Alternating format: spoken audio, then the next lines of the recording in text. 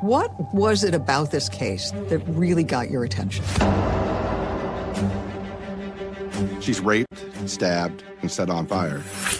Who could do something like this to a young mother? The inhumanity is just beyond my comprehension. It was horrifying, and it made me feel just sick. She was driving, and she realized she had a flat tire. The car's smoking a little bit. She thinks the car's going to catch on fire. Rachel told her friend that she was getting out there. She was walking home. I always say there's nothing good happens at 2:30 in the morning.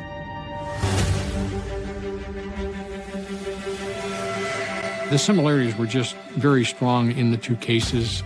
A female is found burned up in the trunk of a car. He had confessed to the Lutz homicide. Then we accused him of killing Rachel Johnson, and he denied it.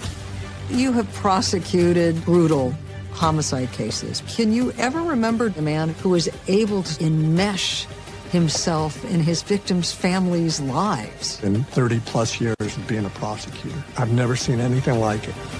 He was a very sick person. A monster.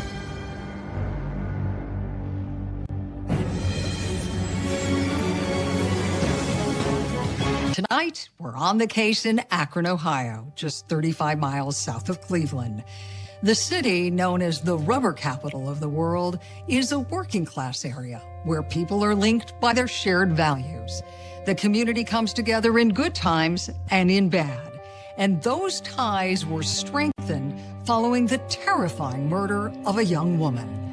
Residents rallied around police to help bring the killer to justice, and it seemed each witness who stepped forward knew that their sister or daughter could be next. March 30th, 1991. It was a brisk Monday morning when the Akron Police Department got a disturbing call. The chilling report sent officers all over the city scrambling. He sees something on fire in the street. He gets a little closer, thinks it's a mannequin. As he gets even closer, he figures out this is a human. She was still smoldering. All those grisly details echoed across police radio. Veteran investigators were stunned. What were you thinking as you drove to the crime scene? Your mind's kind of racing. It's a pretty horrific thing to burn somebody up. And that sense of disbelief only deepened when Officer Charlie Snyder arrived to secure the area. Describe to me what you saw as you pulled up to the scene. She was nude from the waist down. Her arms were spread open, and the upper portion of her body had been burnt. It was very hard to look at. The inhumanity is just beyond my comprehension. Officer Snyder made his way through the grim haze to get a closer look at the victim, who was clearly dead. What came into focus once the smoke and the fire cleared? The left side of her throat had been cut, and she had stab wounds in her chest. It appears that she is dead before she is set afire. Still, all the evidence indicated that the young woman had suffered through a brutal attack. Was it obvious to you that this murder was sexually motivated? Because of the position of the body, it appeared to be, yes. The crumpled gray jacket and the black sweater casually tossed alongside the victim's body added weight to that theory. Investigators were troubled that there was no purse nor wallet that might identify the victim. Was her face burned beyond recognition? Yes, there was obviously some type of accelerant that was used. That is what kept the fire going. The detectives collected the clothing, some of the soil around that area to try to determine what that accelerant was.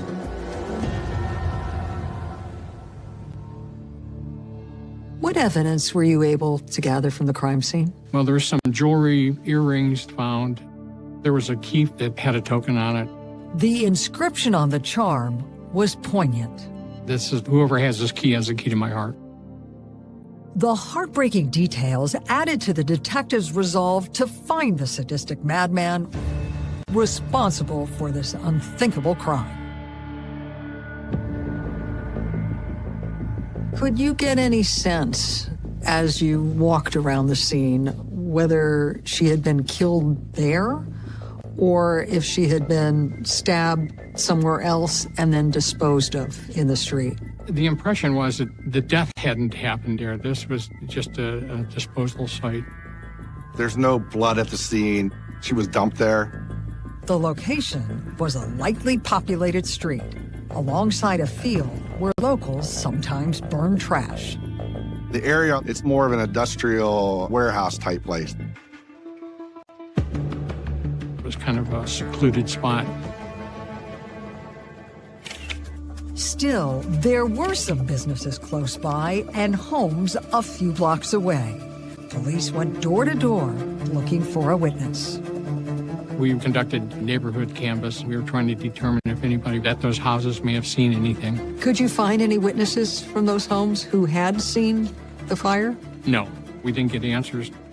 Could they find anyone who witnessed the body being dumped? No, there's no eyewitnesses. Nobody sees anybody dump her out of the car. Still, police did find several witnesses who had noticed smoke and flames just after 7:30 that morning. Since small, controlled fires were common, no one paid much attention to it. He's going to breakfast and he sees the fire, but he doesn't stop to look. Later, when he finds out what happens, then he comes and makes contact with the police. Said, hey, I saw the fire, but I didn't see anybody. Other men who arrived on the scene around 7:15 had not initially seen the blaze, but they did remember seeing something odd as they left a half hour later. The guys were out there to load construction equipment up on their truck. They load up their equipment. As they're leaving, they see the fire in the street. The two reports allowed police to assemble a loose timeline. It now appeared that sometime after 7:15 and before 7:40 that morning, the killer had placed the young woman's body in the street, poured accelerant on it, and set it on fire. Were officers confident that their time frame was accurate? Yeah, I would say within 5 minutes or so either way, relatively close to that. The narrow window of time spoke to the killer's mindset. He was in a hurry, but not bothered by what he was doing. Facts that only heightened his callous disregard for human life. She's thrown into the street like a piece of garbage and set on fire. Who could do something like this to another human being, and why? So far, police had no answers, and the investigation lacked direction. But one thing seemed painfully obvious. The killer was a local who had carefully chosen a location where his crime might blend into the background. And that meant it might be just a matter of time until he struck again. There was nothing we could do for her other than try to solve the case. I just can't imagine having that much hate to do that to somebody. It's got to be a monster. Akron police were still trying to absorb the unthinkable details surrounding the murder of an unidentified young woman found smoldering in the street. They hoped her autopsy might provide new clues as to what happened and why. How many stab wounds had she suffered? It was somewhere in the neighborhood of 8 or 9.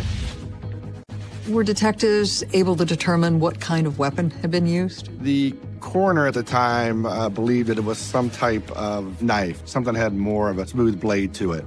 No hilt.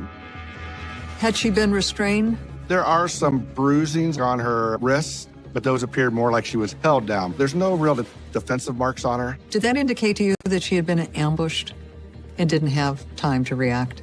Correct. She was incapacitated almost immediately. She didn't have time to react to whatever happened to her.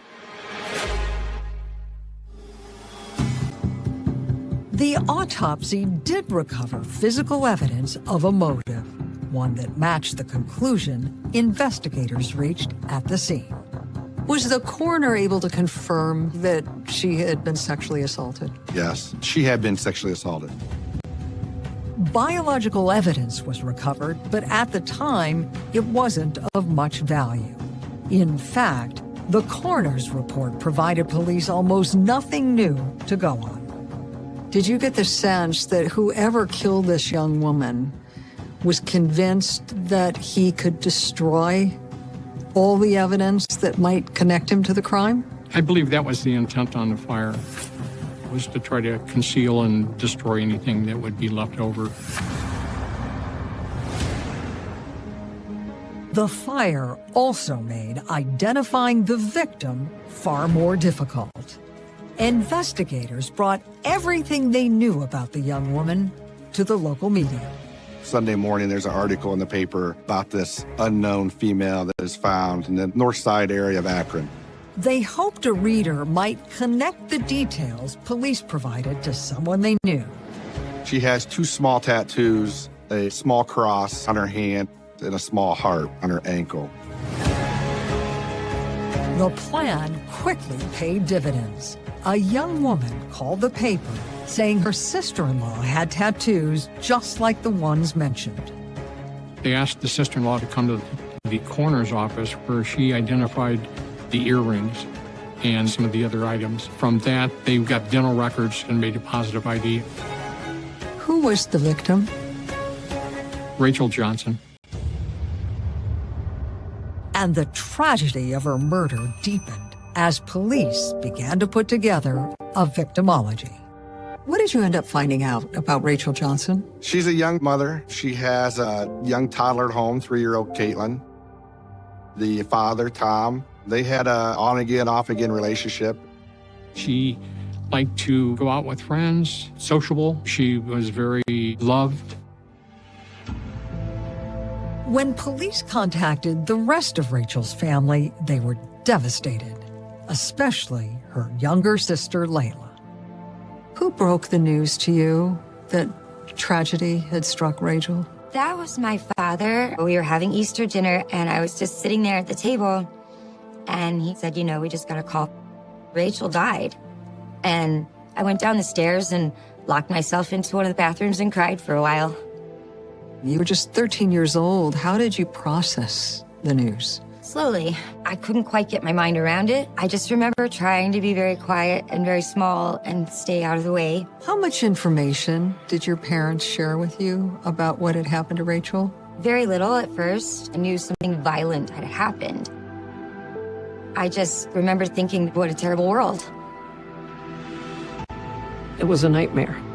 We were so distraught. Rachel had been a force of nature, fearless and carefree. Everything you'd want in an older sister. I sort of idolized her growing up. She was so pretty. She had all the friends, she had the boyfriends. She didn't care what people thought. She was just Rachel. Layla had just reached the age where they could be even closer. You got to see your sister as a mother. How much did she love that part of her life? She was a great mother. All the cute little names she used to use when Caitlin was a baby. She just always had her with her. She would take me out on outings with them, and I would get to be part of things. How would you describe where she was in her life? She had gotten an apartment that was about a mile from the house. I mean, she was focused on Caitlin and turning the apartment into a home. As detectives tried to connect the details of the crime with Rachel's life, they focused on a terrifying question. How had the young woman wound up on the side of the road miles from her home? And who wanted her dead?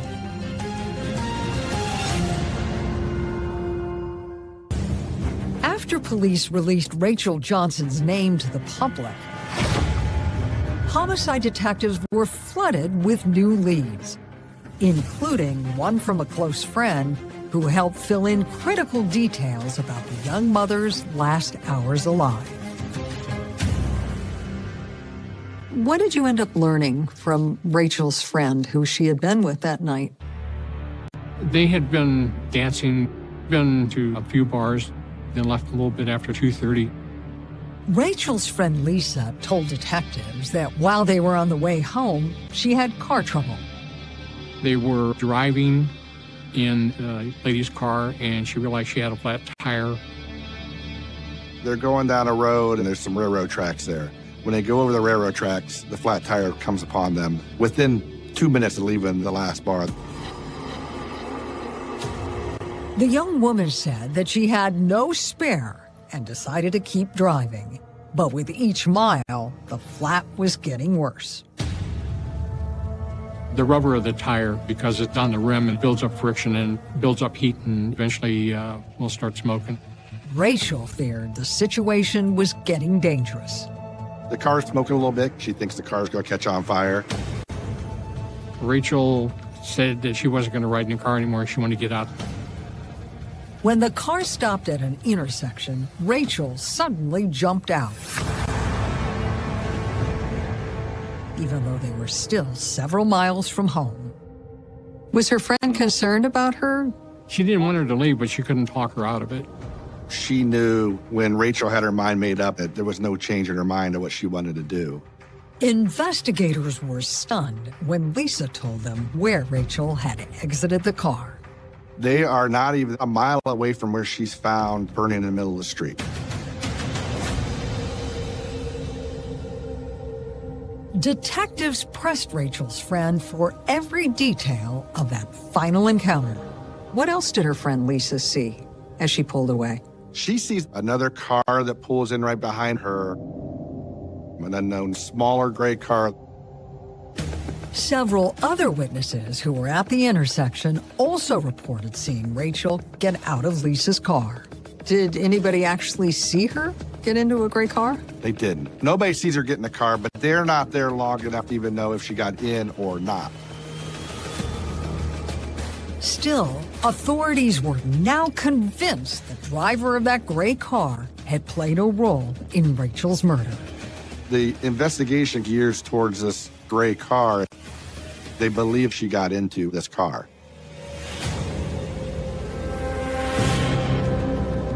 Police put out an APB on the gray car, but the witnesses' vague and varied descriptions of it made identifying it almost impossible. Meanwhile, detectives turned their attention to potential suspects. We followed up, tried to interview as many people as we could. What do you think was more likely, that this was a crime of passion or that it was a random attack? It's definitely personal anytime you have a stabbing. One name quickly rose to the top of the detectives' list. Who is the first person of interest in this case? The father of her child, Tom. The couple had only recently split up, and most people believe that Tom was the one who was reluctant to let go. How much tension had there been in their relationship? There was some reports that when she left the bar with somebody else, he had followed her home. There was bouts of that jealousy. There was definitely some volatile moments in that relationship. Did Rachel ever express to her family or friends that she lived in fear of him? She did make some statement that if anything ever happened to her, to look into Tom. The ominous plea was now very alarming. Detectives believed it was time to approach the father of Rachel's daughter. When you interviewed Tom, was he cooperative?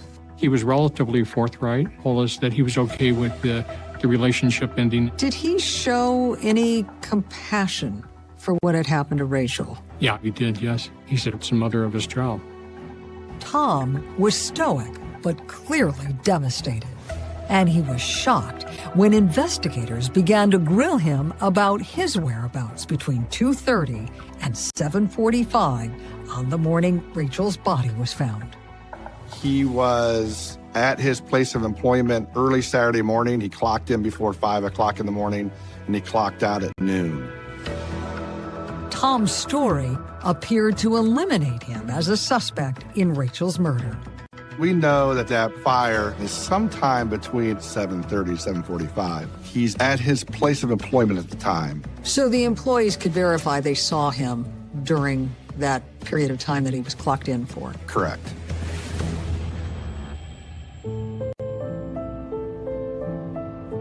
The airtight alibi was enough for investigators to move on, but many in the community reserved their judgment. The couple's numerous loud arguments and emotional breakups kept Tom as the prime suspect in the court of public opinion. You were quickly singled out as a suspect in Rachel's murder. How did you deal with that? Just didn't bother me because I knew I didn't do it. But in the eyes of other people that we knew, I was guilty. Did you feel like people blew up the tension that sometimes existed in your relationship with Rachel? We had our battles, but we didn't hit each other. People portrayed me that I was violent and abusive, and it wasn't like that. Tom put his head down and ignored the vicious whispers, and instead focused on raising his daughter. Sometimes I wished I had packed up and moved away, but I never did. I didn't run from it. I just knew I was innocent. For police, the job was also growing more challenging. And it wasn't until another shockingly similar crime came across their desks that the investigation finally shifted into high gear. Police investigating the murder of Rachel Johnson had eliminated the men closest to her, but they were still convinced her attacker was a local. All the evidence pointed to the crime being committed by someone familiar with the area. That news left residents worried there was a sadistic killer on the street.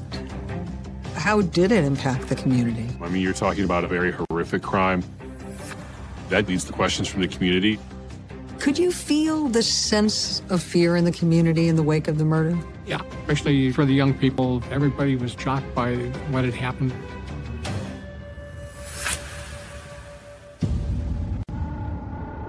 And that terror reached a fever pitch just a month after Rachel's murder, when investigators' worst nightmare was realized.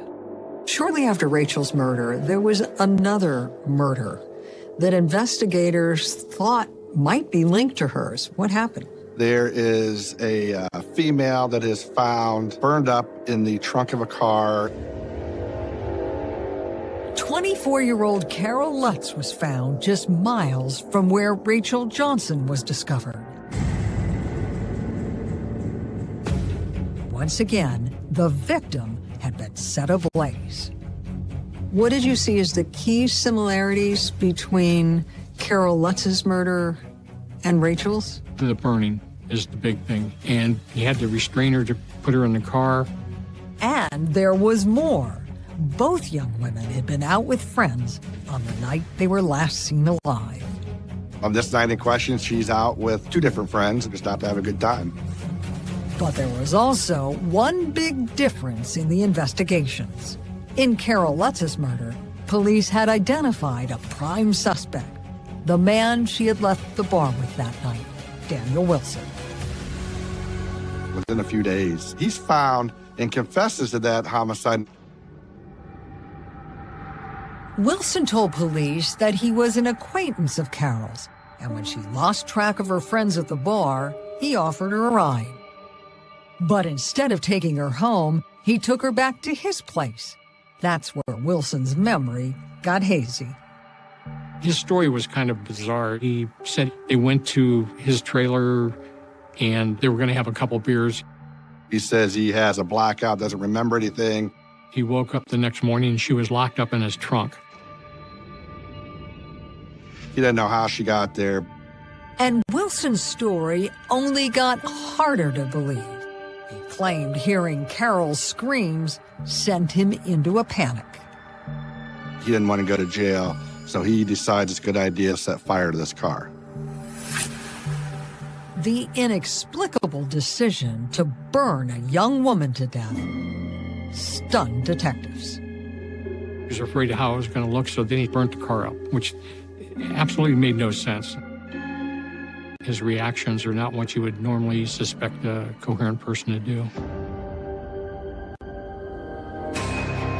Police believed Wilson's capacity for cruelty and his use of fire made him a suspect in Rachel Johnson's murder.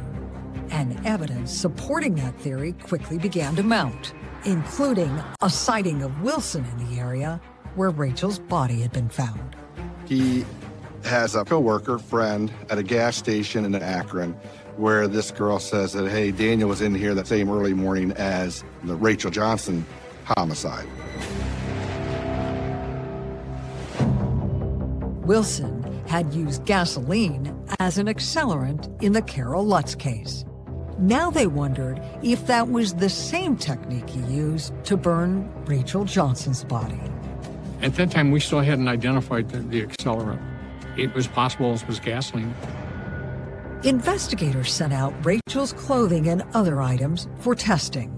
And while they waited for those results, police found more clues that appeared to link Wilson to Rachel's murder. He drives a small gray car. The description of Wilson's car was a match to the one seen entering the parking lot behind Rachel the night she disappeared. They consulted with an FBI expert, and that expert went so far as to say, I think Daniel Wilson is the one who committed this crime.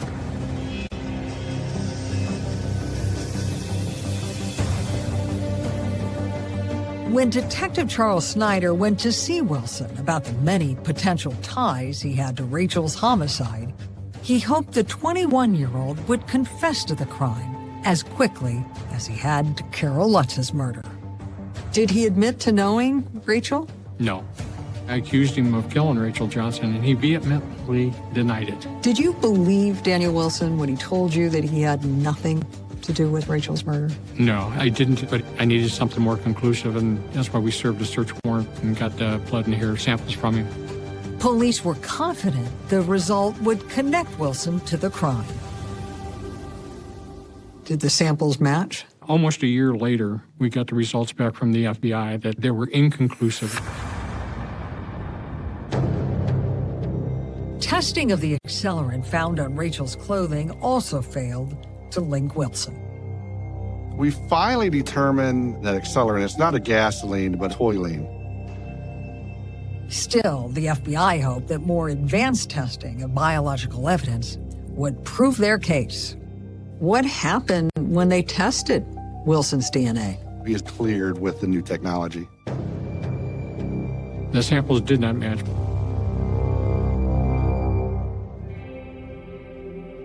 And that meant the investigation was back to square one. For years, police looked at any crime with a similar MO. They're looking at all these cases all over Canada, Maryland, Ohio, Pennsylvania, but nothing that leads to anything concrete. There's no new leads. Detectives eventually entered the killer's DNA profile into CODIS. Did you get a hit in CODIS? No, it hits nobody in CODIS. Was that disappointing? It was. Detectives had spent decades chasing clues, hoping to put a name to their unidentified evidence. And they were about to get a break in a way that no one could have expected.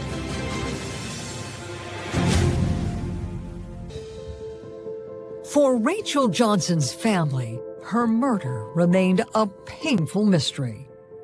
But over the years, they never let law enforcement forget about her case. I couldn't let it lay still. I was in contact with the detectives all the time. I felt that I needed to do that. They had to find who did this. I started learning about DNA and all the evidence, and I went and asked questions. Those conversations left cold case detective Jim Pasilich determined to get answers for Rachel's loved ones. I started going through and making a list of every male that was mentioned.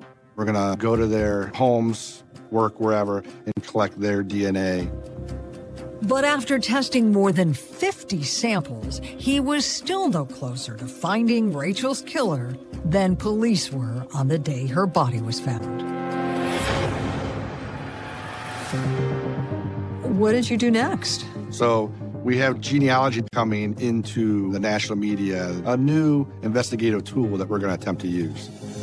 The investigative genealogy process was tedious and time-consuming, but the hard work eventually paid dividends, narrowing a massive family tree down to just 3 brothers.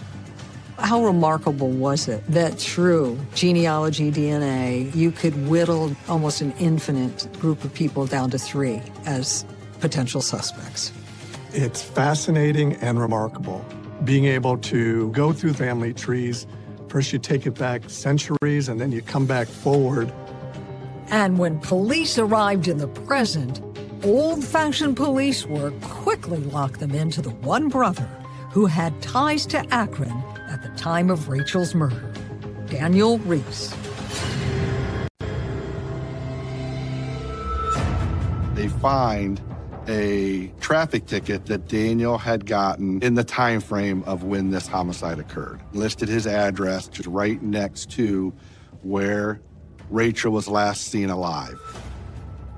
What was your reaction when you found out that he lived maybe 100 yards away from where Rachel got out of Lisa's car?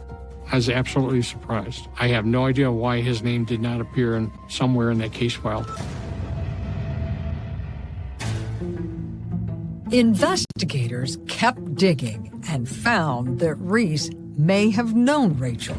Daniel Reese went to the same school, they lived in the same neighborhoods, so there started to be a little more connection. But there was one piece of the puzzle that simply didn't fit. Reese had a clean rap sheet.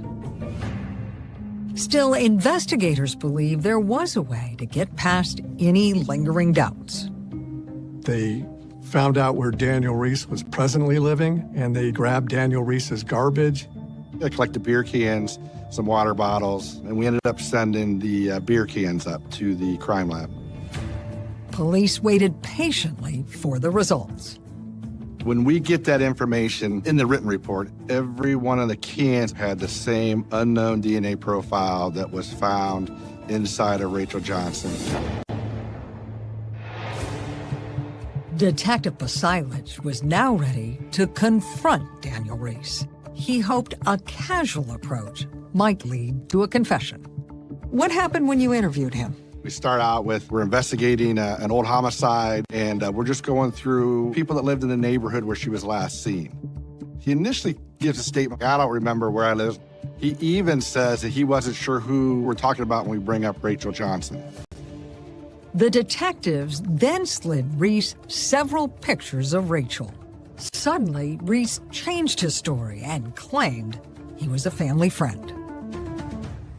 He remembers, oh yeah, that was Rachel. I'm friends with the father of her baby. The interview's new direction surprised detectives. We'd ask him, have you ever dated Rachel? And he tells me no. I asked him, have you ever had sex with Rachel? He tells me no. Investigators had proof that those denials were lies.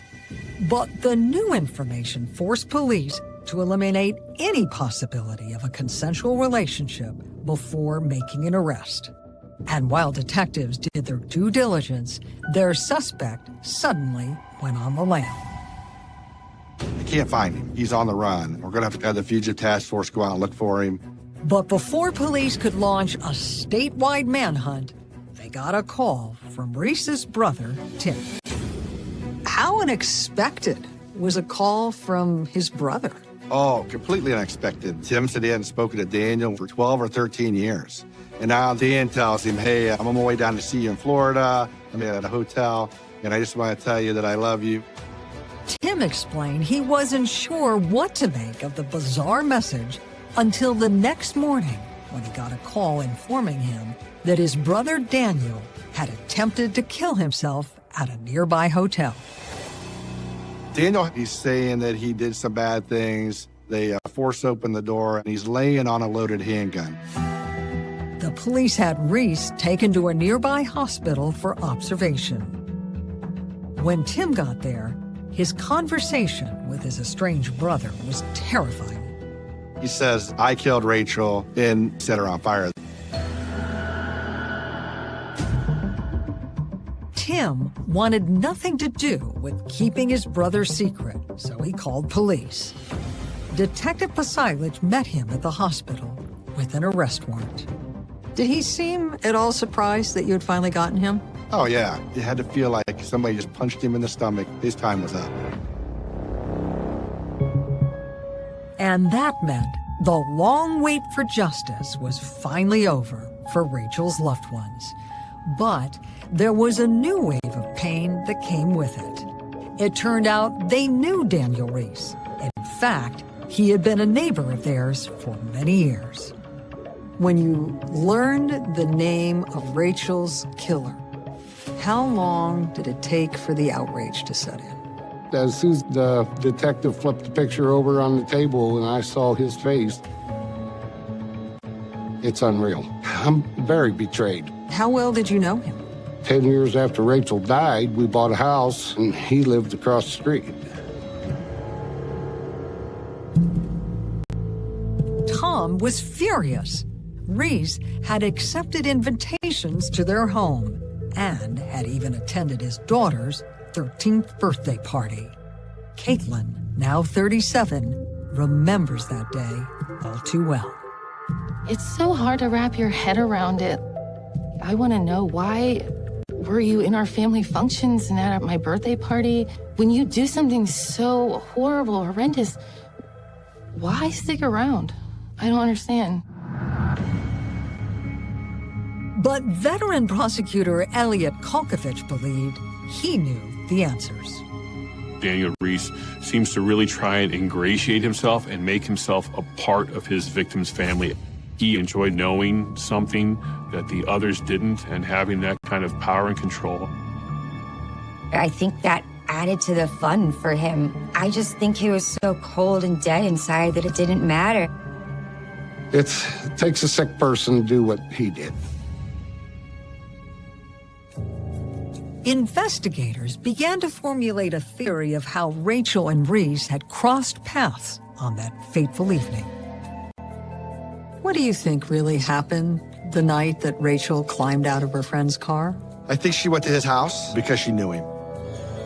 What happened inside, who knows? It obviously had something to do with sex, but something happened in there and something violent. Rachel was beaten, raped, and stabbed to death by someone she trusted. This was a man with no serious criminal history. Did that make sense to you? No, but when you're stabbed multiple times, you're dumped at a place, you're naked from the waist down, you're sexually assaulted and set on fire. There's no accident. It's really difficult to figure Daniel Reese out. A person that commits this kind of horrific crime and then has no criminal activity. Reese ultimately pled guilty to aggravated murder. At his sentencing hearing, Rachel's loved ones were able to vent their feelings. Mr. Reese, how dare you? You are an abomination and a coward, not just because you're a killer, but your ability to deceive and your absolute lack of remorse. You didn't try to kill yourself because you couldn't live with what you did to Rachel. You tried it because you knew you had been caught. In the end, Reese agreed. Everything that these people have said is true. I am a monster. What I did is just horrendous. In July of 2023, Daniel Reese was sentenced to life in prison. For Rachel's family, it was the end of an unimaginable nightmare. What do you miss most about Rachel? Having a sister, having that common experience, somebody who's part of your family, but your friend no matter what. She was just a beautiful person. She would have been a good mother. Her daughter, it's a blessing. Rachel would be very proud. What did Daniel Reese take away from you and your family? He took away something from me that I'll never even know. because my whole life would have been different. There is no justice. There is none.